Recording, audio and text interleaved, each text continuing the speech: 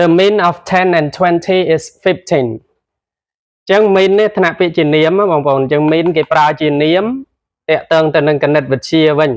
ចឹងបើតាក់ទងទៅនឹងគណិតវិទ្យាគេបកថាមធ្យមភាគ The mean of 10 and 20 is 15 មធ្យមភាគនៃ10ហើយនឹង20គឺ15មានន័យថាគេយកអានេះបូកជាមួយអានេះមកវាបាន30ហើយយកទៅចែកមកឃើញហើយ Hey the mean score of our students is too high Okay បន្ទុកជាមធ្យមនៃសិស្សរបស់យើងគឺខ្ពស់ណាស់អញ្ចឹង mean កន្លែងនេះជាគុណនាមវិញមិនបានអញ្ចឹងពីព្រោះវាឈរមុខនាមអានេះជាអីគេបងប្អូនជានាមអត់មាននាមនៅបន្ទាប់ពីវាទេមួយទៀត mean somebody to do something សំណងរបស់វា mean somebody to do something mean ហើយយើងដាក់ somebody ហើយដាក់ to ដាក់ verb អានេះគឺភាគច្រើនគឺ British ចូលចិត្តប្រើហ្នឹងណាមានន័យថាមានចេតនាចង់ឲ្យតើណាបងប្អូន mean somebody to do something I didn't mean you to read the letter ខ្ញុំមិនបានមានចេតនាចង់ឲ្យអ្នកអានលិខិតនោះទេណា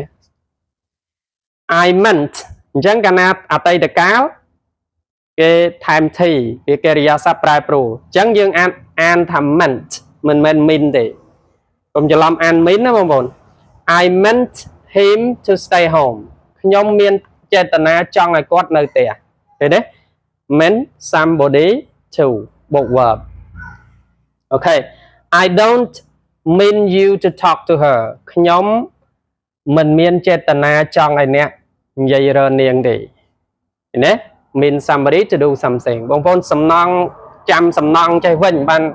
សនុកចាំណាកត់ជាសំណងវិញ to mean somebody to do something នេះមានន័យថាមានចេតនាចង់ឲ្យអ្នកណាម្នាក់ធ្វើអីមួយចាកន្លែង do ដាក់កិរិយាសព្ទជាក់ស្ដែងដែលយើងប្រើក្នុងប្រយោគបងប្អូនចេះសំណងប្រយោគគឺសនុកសងណា I mean for him to stay at home អានេះគេប្រើបែប American English ប្រើ serve preposition for មកទៀតអញ្ចឹងបើបែប British អត់ដាក់ for មកទេ